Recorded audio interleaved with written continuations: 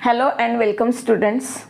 So at the last we are going to discuss some important MCQs of chapter solid state. तसं पाहिलं तर solid state छोटा chapter आहे. Number of concepts आणि number of फॉर्म्युले कमी आहेत आणि ह्याच्यावर बऱ्याचदा मेमरी बेस्ड क्वेश्चन्स जास्त येतात. म्हणजे काय की what is packing fraction of body centred cubic unit cell, what is relation between edge length and radius for face centred cubic unit cell, which of the following compound is amorphous in nature, which of the following compound shows anisotropy, अशा टाईपचे, किंवा which of the following crystalline solid shows Frenkel defect.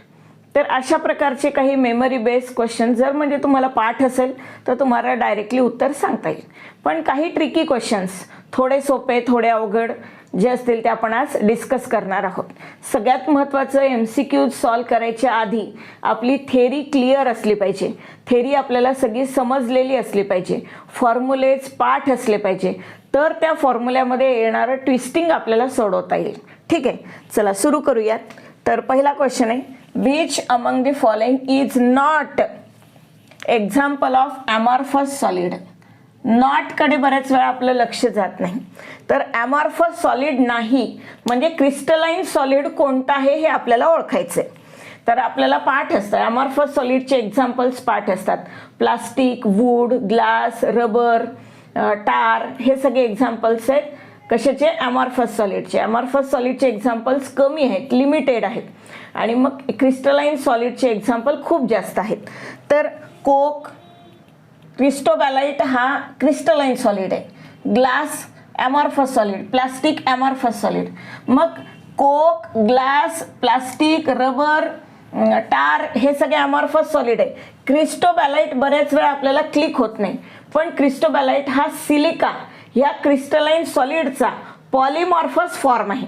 आपल्याला पाठ असलं पाहिजे का सिलिकाचे 3 पॉलिमॉर्फस forms आहेत.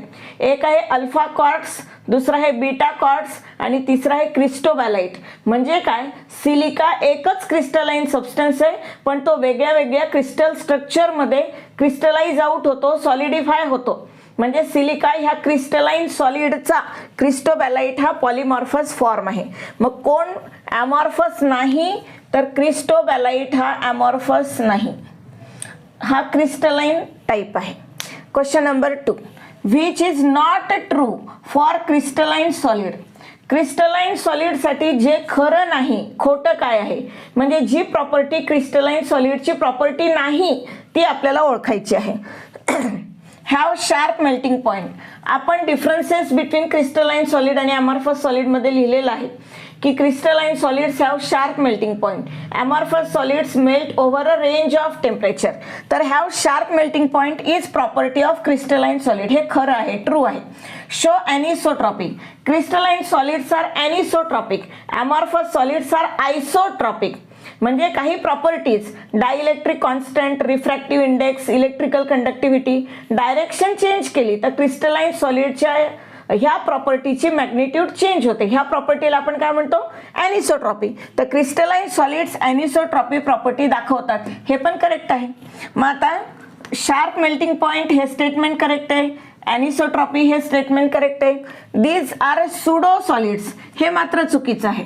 कारण काय, amorphous सॉलिड हे सुडो सॉलिड्स असतात. सुडो म्हणजे आभासी, दिसायला सॉलिड वाटतात पण त्यांच्यामध्ये रेग्युलर अरेंजमेंट नसते. पण क्रिस्टलाइन सॉलिड मध्ये तर रेग्युलर अरेंजमेंट असते.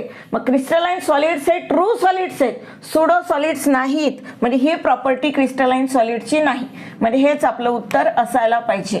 जे ट्रू नाही आहे, जे फॉल्स आहे त्याच्याबद्दल आपल्याला ओळखायचं होतं. तर crystalline solids are pseudo solids. It is incorrect statement. Next is have long range ordered arrangement. Correct आहे. क्रिस्टलाइन सॉलिड मध्ये long range ordered arrangement of constituent particle असते. amorphous सॉलिड मध्ये शॉर्ट रेंज ऑर्डर्ड अरेंजमेंट असली तरी short range ordered arrangement असते. तर याचं answer होतं सी. नेक्स्ट क्वेश्चन आहे, LiAg lithium silver crystallizes in cubic lattice system with both lithium and silver have coordination number of 8. इथे coordination number किती दिलेला आहे? 8. To what crystal class does the unit cell belong? तर कुठल्या क्लासला ही unit cell belong करत असेल? तर ॲक्च्युली MCQ सोडवण्याची खरी मेथड काय आहे की व्हिडिओ पॉज करायचा, क्वेश्चन वाचायचा, आपल्या मनाने उत्तर काढून पाहायचं आणि मग उत्तर तेच आहे किंवा नाही हे व्हिडिओ ऑन करायचा आणि उत्तर तेच येतं का त्याचं एक्सप्लेनेशन नेमकं काय आहे हे क्रॉस चेक करायचं. तर वाटल्यास तुम्ही 2 मिनिटं व्हिडिओ पॉज करा, सगळ्यांचे कोऑर्डिनेशन नंबर रिवाइज करा आणि मग उत्तर शोधा. तर to what crystal class does the unit cell belong, म्हणजे अशी कुठली युनिट सेल आहे का ज्याच्या क्रिस्टल स्ट्रक्चरमध्ये कोऑर्डिनेशन नंबर 8 असतो? आता आपल्याला माहिती आहे सिंपल क्युबिक क्रिस्टलाइन सॉलिडमध्ये कोऑर्डिनेशन नंबर किती असतो? 6.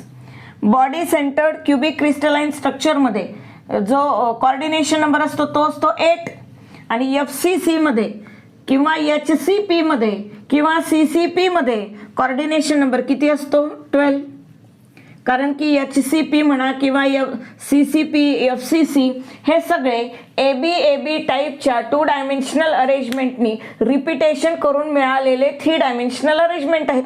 तर ह्यांचे कोऑर्डिनेशन नंबर 12 आहे.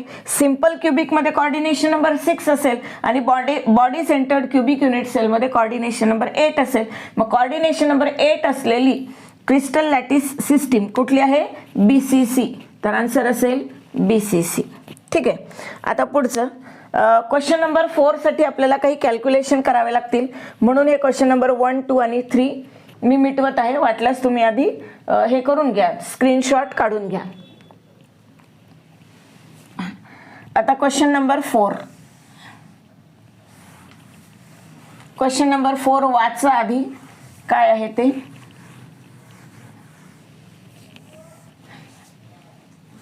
थर्ड पण झालाय आपला डिस्कस करून. तर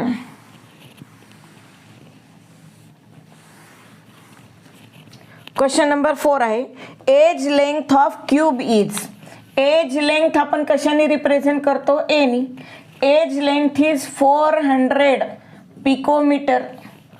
it's body diagonal will be. आता रिलेशन पाठ असलं पाहिजे. बॉडी डायगोनलचा फॉर्म्युला असतो √3 × A आणि आता इथे विचारलं नाही म्हणून, मात्र जर तुम्हाला विचारलं की फेस डायगोनल तर फेस डायगोनलचा फॉर्म्युला असतो √2A. हे 2 फॉर्म्युले तुम्हाला पाठ असले पाहिजे.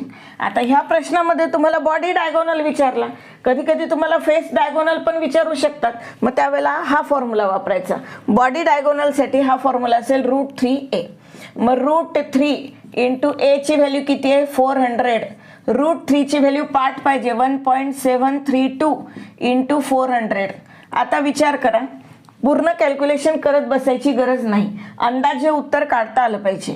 आता हे 1.7 ला तुम्ही जर अंदाजे 1.5 पकडलं तर हे 400 ची दीड पट म्हणजे एक पूर्ण 400 आणि 400 चा अर्धा म्हणजे 200. ह्या दोघांची ॲडिशन केली तर ते 600 होईल. पण हा 1.5 नाही आहे, हा 1.5 पेक्षा जास्त आहे. म्हणजे आलेलं जे उत्तर असेल हे 600 पिकोमीटर पेक्षा जास्त असायला पाहिजे, कारण तो 1.7 आहे, 1.5 नाही आहे.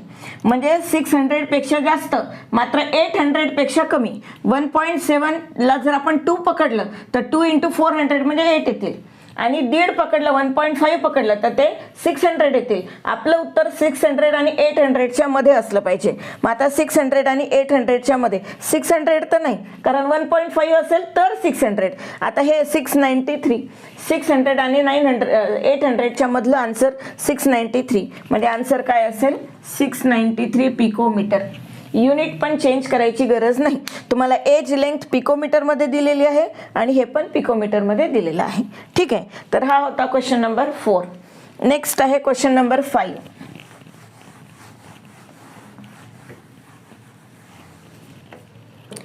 Question number 5. Copper crystallises in FCC unit cell. Face centred cubic unit cell.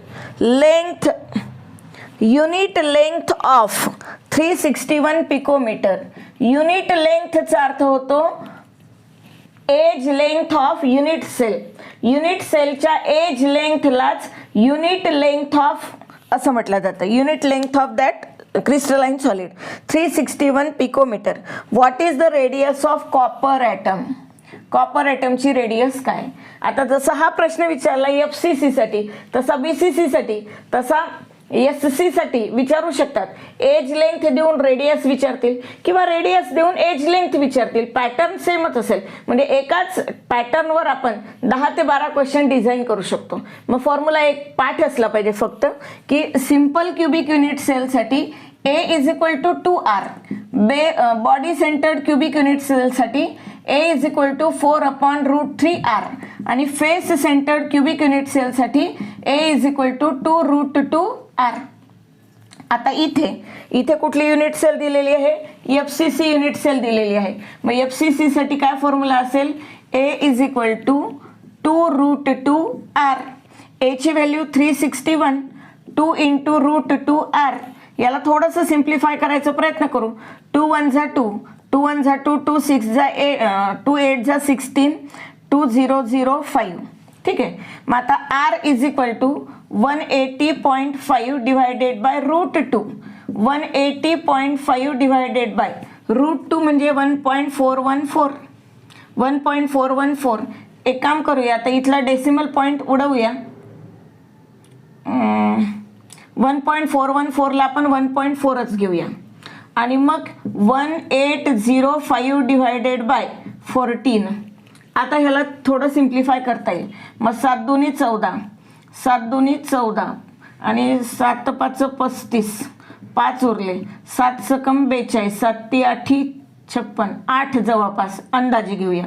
आणि याला पुन्हा डिवाइड केलं तर 2 1 जा 2, 2 2 जा 4, 2 9 जा 289 पेक्षा थोडंसं कमी. कारण आपली जी व्हॅल्यू आहे आपण ती 0.5च्या इथे आपण नंतर त्याला हे केलं, अप्रॉक्सिमेट घेतलंय. तर 129च्या अप्रॉक्सिमेट आपल्याला उत्तर पाहिजे. 129चे अप्रॉक्सिमेट आन्सर मिळत आहे आपल्याला 128 पिकोमीटर. तर आन्सर असेल बी. तर एकच पॅटर्न आहे, म्हणजे तुम्हाला एक युनिट सेल दिलेली असेल, हिंट दिलेली असेल, सिंपल क्युबिक आहे, बेस सेंटर्ड क्युबिक आहे की फेस सेंटर्ड क्युबिक आहे. एज लेंथ दिलेली असेल, R काढायचं असेल किंवा R दिलेला असेल, एज लेंथ काढायची असेल किंवा डिस्टन्स बिटवीन 2 पार्टिकल असे विचारू शकतात. मग डिस्टन्स बिटवीन 2 पार्टिकल म्हणजे काय? 2R. जे पण R आपण काढलेली व्हॅल्यू आहे त्याला 2 ने मल्टिप्लाय करायचं किंवा 2 ने मल्टिप्लाय करायची गरजच नाही. ह्या 2 इथे काटछाट करायची नाही, फक्त √2 ने डिवाइड करायचं. तसं तुम्हाला जेवढं सिम्प्लिफाय करता येईल, जेवढा वेळ वाचवता येईल तेवढा वाचवायचा. तर एज लेंथ दिलेली असेल तर डिस्टन्स बिटवीन 2 नेबरिंग पार्टिकल म्हणजे 2R हे पण आपल्याला विचारू शकतात सॉल्व करायला.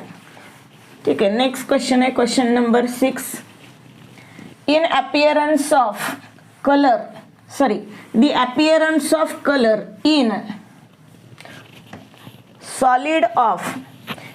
appearance of color in solid solid alkali halide is generally due to. Alkali halide या शब्दाचा अर्थ लक्षात घ्या. अल्कली हॅलाइड, अल्कली म्हणजे कोण?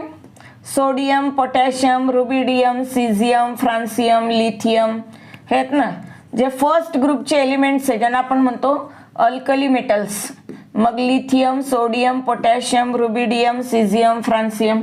हायड्रोजन तर नॉन मेटल आहे, त्यांचे हॅलाइड म्हणजे LiCl, NaCl, KCl, RbCl किंवा LiBr, KBr, NaI वगैरे असे. मग आता ह्यांच्यामध्ये कलर कशामुळे येतो? The appearance of colour, colourful दिसतात कशामुळे?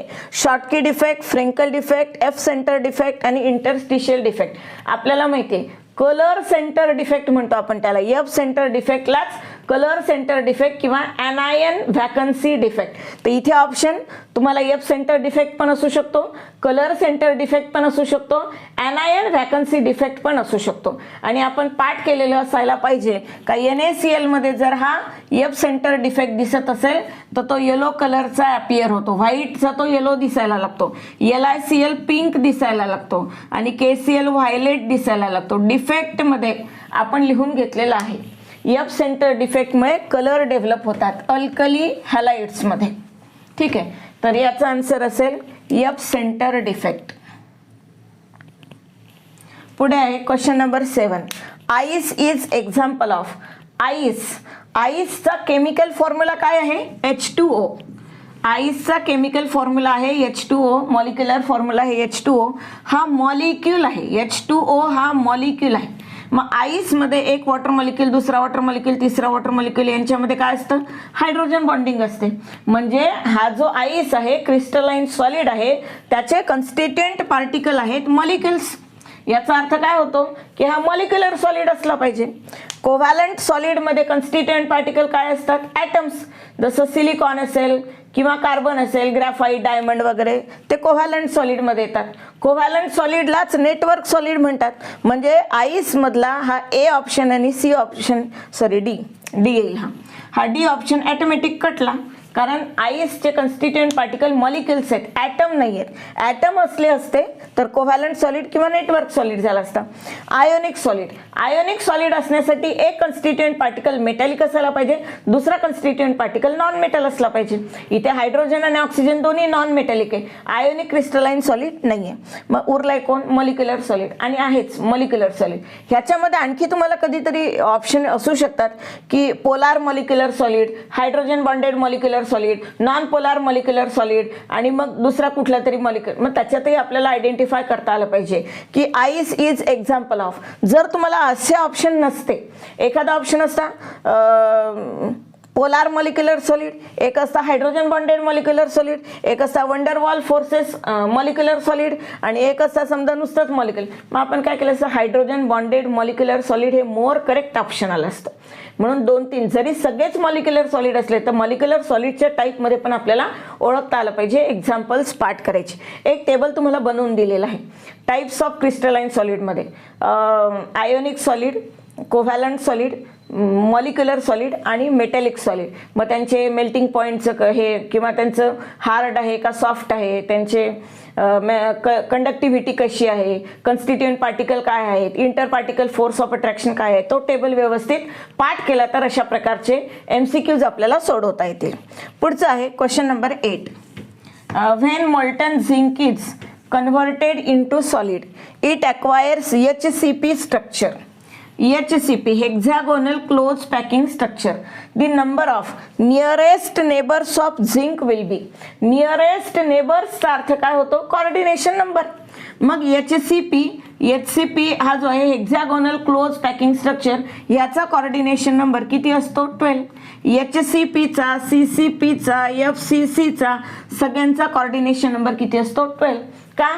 कारण हा AB हेक्झॅगोनल प्लेनर अरेंजमेंटच्या रिपिटेशन मधून तयार झालेले क्रिस्टलाइन सॉलिड्स आहेत.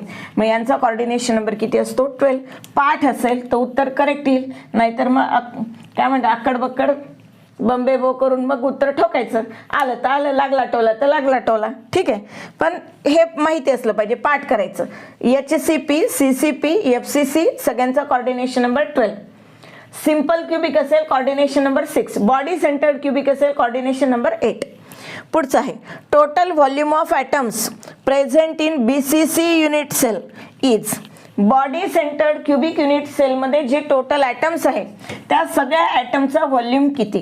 पुन्हा एकदा, आता रटा या क्वेश्चन रहता है, म्हणजे पाठ असेल तरच आपल्याला येईल. बॉडी सेंटर्ड क्युबिक युनिट सेलमध्ये number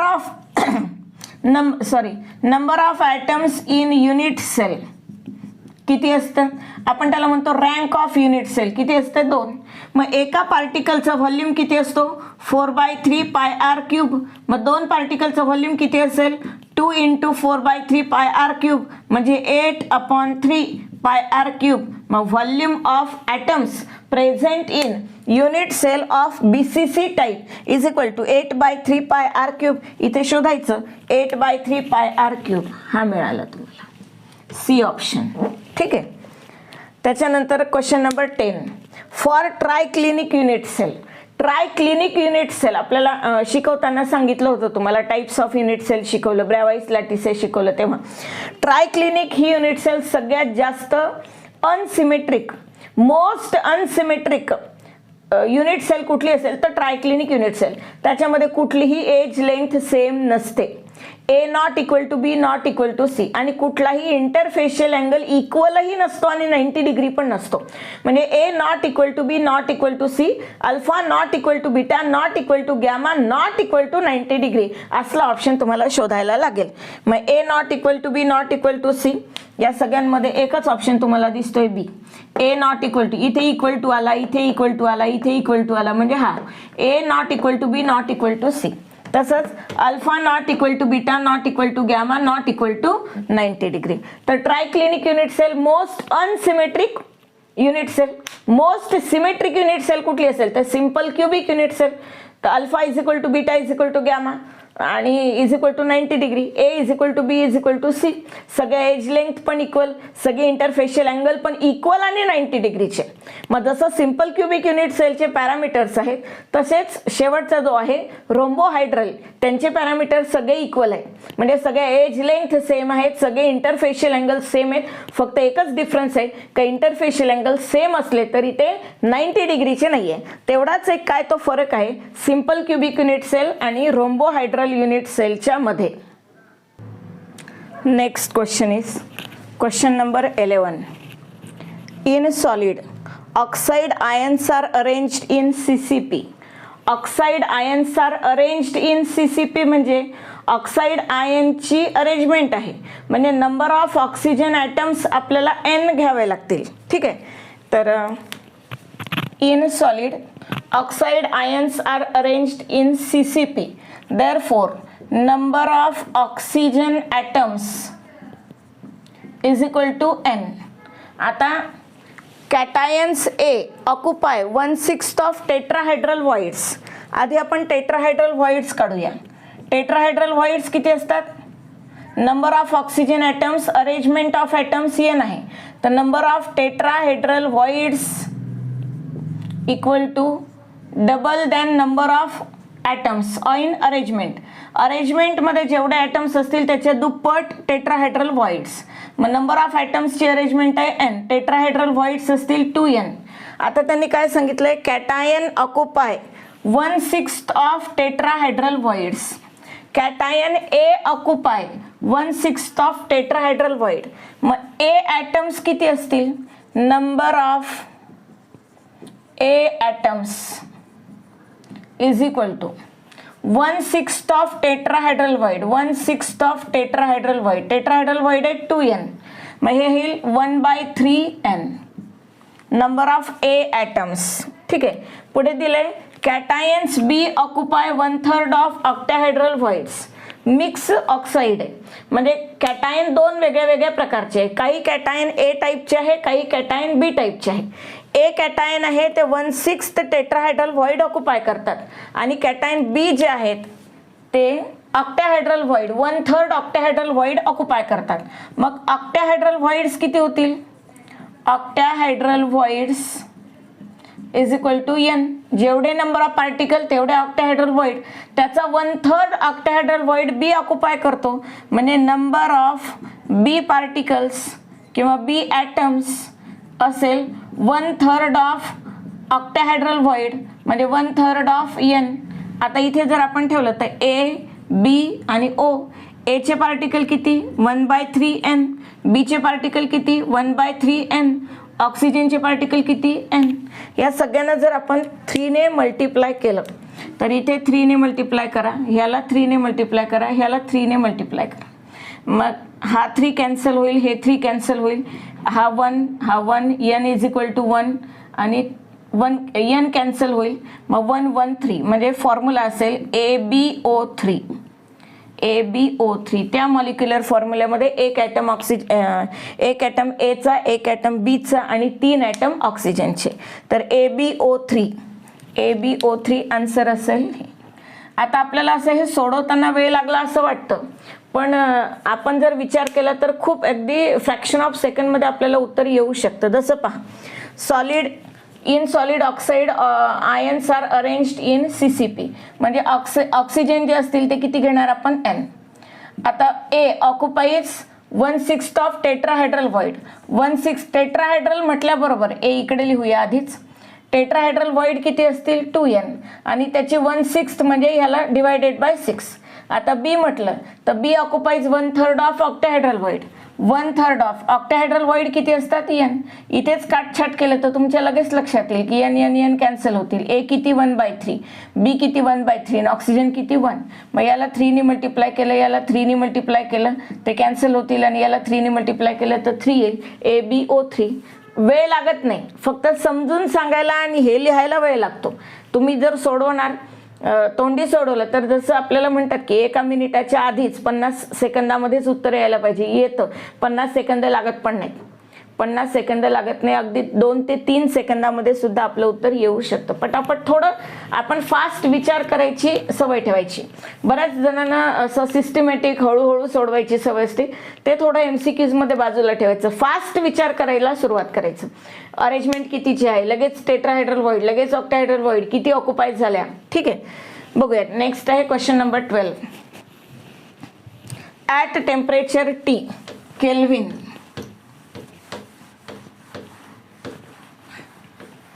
at temperature T Kelvin, atomic mass of copper has FCC structure.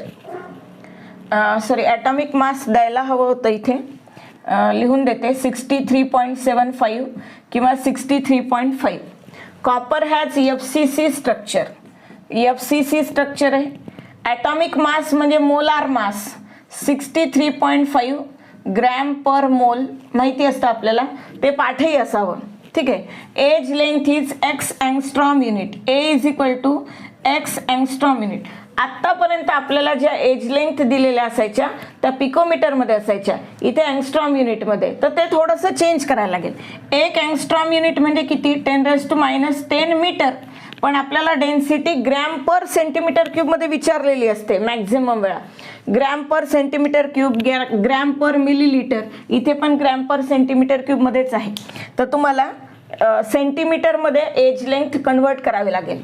मग -10 मीटर ह्यालाच लिहिता येईल x × 10⁻10. 1 मीटरचे 100 सेंटीमीटर म्हणजे 10⁻2 सेंटीमीटर, म्हणजे हे होईल x × 10⁻8 सेंटीमीटर. ॲज युज्युअल आपल्याला जशा व्हॅल्यूज मिळतात तशीच व्हॅल्यू आहे. What is approximate density in gram per centimetre cube. पुन्हा एकदा तुम्हाला डेन्सिटीचा फॉर्म्युला पाठ असायला पाहिजे. काय असतो formula? Density is equal to molar mass into n divided by a cube into NA. मग m म्हणजे मोलार मास 63.5, n म्हणजे number of particles per unit cell, rank of unit cell. FCC साठी number of particle per unit cell किती? 4. जर BCC असतं तर किती घेतले असते? 2. सिंपल क्युबिक असलं असतं तर किती घेतलं असतं? 1. ठीक आहे, इथे face centred cubic unit cell दिलेले, तर व्हॅल्यू किती येईल? 4 डिवायडेड बाय a क्यूब म्हणजे x × 10⁻8 whole cube into NA 6.022 × 10⁻23. Approximate उत्तर काढायचा प्रयत्न करायचा. इथे 63.5 × 4 डिवायडेड बाय हा x क्यूब इंटू 10⁻28, हे 10⁻+23, हे होईल -1, वरती जाऊन +1, याला 40 करूया आणि 6.022.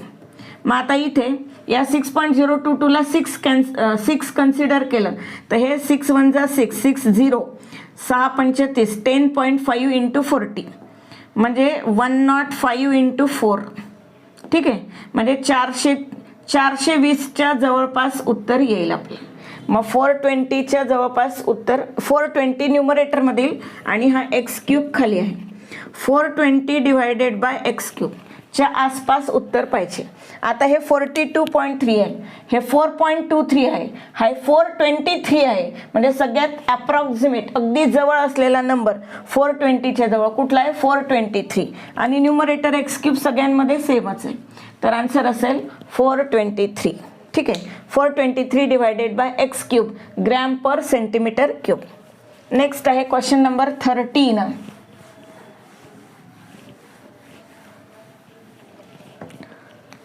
क्वेश्चन नंबर 13 हा छान क्वेश्चन आहे, थोडासा कॉम्प्लिकेटेड वाटतो. नीटमध्ये का कुठे AIEEE मध्ये विचारलेला क्वेश्चन आहे. हे सगळेच क्वेश्चन कुठल्या ना कुठल्या कॉम्पिटिटिव्ह एक्झाममध्ये विचारलेले आहेत. पहा, Fe iron show BCC at room temperature. Room टेम्परेचरला आयर्न जो आहे त्याचं BCC स्ट्रक्चर आहे. Iron show BCC structure at room temperature. Above 900 degree Celsius it converts to FCC. Above 900 degree Celsius it shows FCC structure. Element एकच आहे iron. The ratio of density of iron at room temperature and above 900 degree Celsius is. म्हणजे तुम्हाला density at room temperature divided by density greater than 900 degree Celsius. Density at a temperature greater than 900 degree Celsius हा ratio काढायचा आहे. आता ratio काढताना सगळ्यात आधी आपण दोन्ही डेन्सिटीचे फॉर्म्युले लिहून घेऊया. डेन्सिटीचा फॉर्म्युला काय असतो? Density is equal to mn upon a cube into NA. मग आता रूम टेम्परेचरसाठी molar mass at room temperature. आपण एक काम करू, रूम टेम्परेचरला 1 पकडूया आणि अबव 900 टेम्परेचरला 2 पकडूया. मोलार मास चेंज होणार आहे का? आयर्न आहे तर त्याचं मोलार मास कधीच चेंज होणार नाही. ते 56 आहे तर तेवढंच राहणार आहे. ते आपल्याला चेंज करायची गरज नाही. मग number of particles in unit cell BCCला रूम टेम्परेचरला N1 म्हणूया आपण. ठीक आहे. A cube edge length A1 whole cube आणि NA अवोगॅड्रो नंबर तो तर चेंज होणार नाही. हे आपण रूम टेम्परेचरसाठी लिहिलं numerator. Density of iron at room temperature mn upon a cube into NA. मग आता m मोलार मास चेंज होणार नाही तसंच लिहिलं. Number of particle per unit cell change होणार आहेत कारण रूम टेम्परेचरला BCC स्ट्रक्चर आहे आणि अबव 900 डिग्री सेल्सियसला FCC स्ट्रक्चर आहे. मग नंबर ऑफ पार्टिकल चेंज होणार म्हणून मी याला N1 लिहिलं. आणि एज लेंथ पण चेंज होणार. का चेंज होणार? जरी पार्टिकलची रेडियस सेम राहिली तरी त्यांचं रिलेशन डिफरंट आहे म्हणून A चेंज होणार आहे. BCC साठी A is equal to 4 upon √3r असणार आहे आणि FCC साठी A is equal to 2√2r असणार आहे. R कॉन्स्टंट राहणार आहे, A कॉन्स्टंट राहणार नाही. ठीक आहे. म्हणून A ला बदलवायचं आहे. M number of particles per unit cell in FCC म्हणजे तो असेल N2. N1 ची व्हॅल्यू किती असेल? BCC साठी 2 आणि याच्यासाठी किती असेल? FCC साठी 4 upon A2 cube into NA. काय काय कॅन्सल होतं ते करायचं आणि सिम्प्लिफाय करायचं. मोलार मास कॅन्सल होईल, NA कॅन्सल होईल. आता याला सिम्प्लिफाय करूया. हे 2 upon A1 whole cube. A1 whole cube म्हणजे A1 म्हणजे हे 4/3 4 अपॉन √3r होल क्यूब. हा झाला न्यूमरेटर ही व्हॅल्यू. आता याला इन्व्हर्ट करून घ्या. हा A2 होल क्यूब वरती जाईल. A2 होल क्यूब म्हणजे 2√2r होल क्यूब वरती जाईल आणि हा N2 म्हणजे 4 खाली येईल. हा रेशो असेल. मग आता बे दोन्ही 4. याला सिम्प्लिफाय करूया. 2चा क्यूब म्हणजे 2 इंटू 2 इंटू 2 8 इंटू √2चा क्यूब म्हणजे 2√2 2√2 आणि r क्यूब. इथे 4चा क्यूब 4 चौक 16 चौक 64. मग 4 चौक 16 आणि 4 असंच राहू देऊ. अपॉन √3चा क्यूब म्हणजे काय? ते वरती जाईल.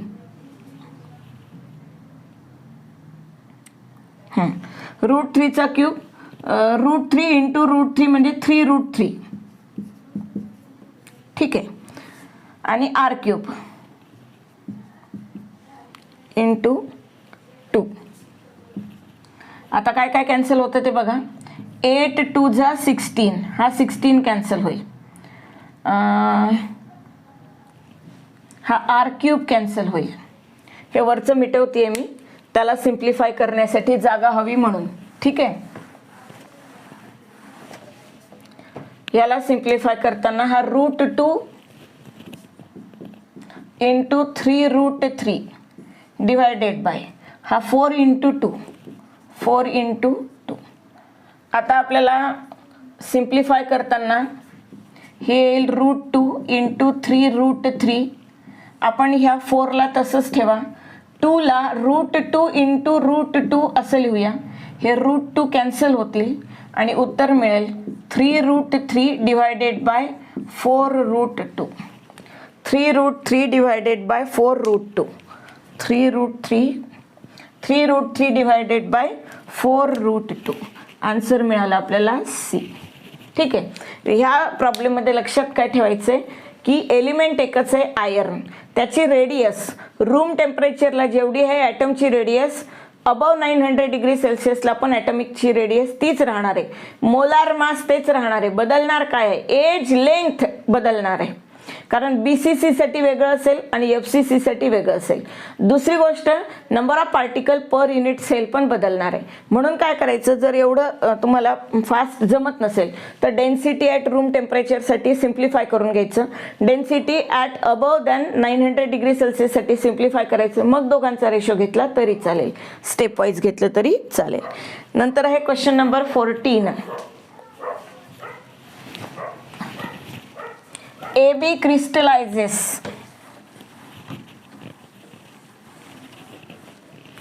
Question number 14. AB crystallizes in BCC unit cell. AB crystallizes in BCC unit cell. Age length is 387. Age length is 387 picometer. The distance between two oppositely charged ions. दोन पार्टिकल मधलं distance म्हणजे काय? Distance between two oppositely charged ions म्हणजे 2r ची value विचारलेली आहे. मग आता BCC साठी काय फॉर्म्युला असतं, काय रिलेशन असतं? A is equal to 4/√3r. मग तुम्हाला 2r ची व्हॅल्यू काढायची आहे. A ची व्हॅल्यू टाका 387. 4r ला मी लिहिते 2 × 2r, कारण 2r ची व्हॅल्यू आपल्याला हवी आहे, आणि डिवायडेड बाय √3 म्हणजे 1.732. मग हे येईल 2r ची व्हॅल्यू येईल 387 × 1.732 डिवायडेड बाय 2. मग आता हे येईल बे 9 18 बे 6 193.5 आणि हे 1.7. आता अप्रॉक्सिमेट उत्तर काढायचं. आता ह्याला जर आपण 200 पकडलं, उत्तर काय येतं ते बघूया. थोडं वेगळं सिम्प्लिफाय करायला लागेल का? 387 आपण त्याला हे करूया, डिवाइड करूया. 387 × 1.732 ह्याला करूया 0.8216 1 17 12 0.86. याचा अर्थ होतो की 387 × 0.86 अप्रॉक्सिमेटली उत्तर 387 पेक्षा कमी पाहिजे. 387 पेक्षा कमी, पण 387 च्या आसपास. हे 335 आहे, हे 250 200 300 200 300 वगैरे हे फार कमी होतील. 335 हा याच्या जवळचा नंबर येतो. मग आपलं उत्तर असेल 335 पिकोमीटर. कॅल्क्युलेट करत बसायचं नाही. कॅल्क्युलेट करत बसलो का जे आपला क्वेश्चन आहे तिथे आपण जास्त वेळ घालवणार, आणि पुढचे क्वेश्चन जर आपल्याला येत असतील तर ते पण आपल्याला सोडवायला वेळ मिळणार नाही, वेळ पुरणार नाही. म्हणून एक डेफिनेट टाईममध्ये अलाउड जो टाईम आहे एका क्वेश्चनसाठी तेवढाच यूज करायचा, त्याच्यापेक्षा जास्त टाईम एका क्वेश्चनवर घालवायचा नाही. ठीक आहे. हा होता क्वेश्चन नंबर 14. एक लास्ट क्वेश्चन घेऊया. क्वेश्चन नंबर 15 इथे लिहिलेला आहे. Question number 15. In FCC, A occupies corner position. In FCC, A occupies corner position. B occupy face-centered position. B occupy face-centered position. If one B is missing from center of one face, B is missing from one face, what is formula? आता जो particle कॉर्नरवर असतो तो किती contribute करतो? 1/8. असे किती corner असतात? 8. मग कॉर्नरवर असलेल्या पार्टिकलचं कॉन्ट्रीब्युशन किती असेल? 1. कॉर्नरवर कोण आहे? ए पार्टिकल कॉर्नरवर आहे, तर ए चे पार्टिकल्स किती असतील? 1. आता बी कुठे आहे? फेस सेंटर्डला. फेस सेंटर्डचा पार्टिकल किती कॉन्ट्रीब्यूट करतो? 1/2. असे किती फेसेस असतात क्यूबला? 6. पण त्यांनी काय म्हटलंय, 6 फेसेस पैकी एका फेसचा बी मिसिंग आहे. एका फेसच्या सेंटरला बी हवा होता पण तो नाही आहे. म्हणजे फेसेस ज्यांच्यावर फेसच्या सेंटरला पार्टिकल आहे ते फक्त 5 आहे. मग त्यांचं कॉन्ट्रीब्युशन किती असेल? 5/2. मग ए पार्टिकल्स किती आहेत? 1. बी पार्टिकल्स किती आहेत? 5/2. आणि मग आपल्याला रिस्पेक्टिव्ह काढायचं असेल तर याला 2 ने मल्टिप्लाय करा, ह्याला 2 ने मल्टिप्लाय करा. हे 2 कॅन्सल होईल. ए किती असेल? 2 आणि बी किती असेल? 5. फॉर्म्युला असेल A2B5. तर A2B5. ठीक आहे. तर सॉलिड स्टेटमध्ये जे टिपिकल क्वेश्चन्स होते ते आपण घेतलेत. तर CET मध्ये येणारे क्वेश्चन्स फार सोपे असतात. हे जे क्वेश्चन होता हा डेन्सिटीवाला, हा क्वेश्चन नीट किंवा AIEEE किंवा JEE वगैरेच्या क्वेश्चन पेपरमध्ये असू शकतो. CET मध्ये फार डिफिकल्ट क्वेश्चन्स असत नाहीत, फार सोपे सोपे क्वेश्चन्स असतात. थेरी जर तुम्ही व्यवस्थित केलेली असेल तर MCQ सोडवायला काहीही प्रॉब्लेम येत नाही. ठीक आहे.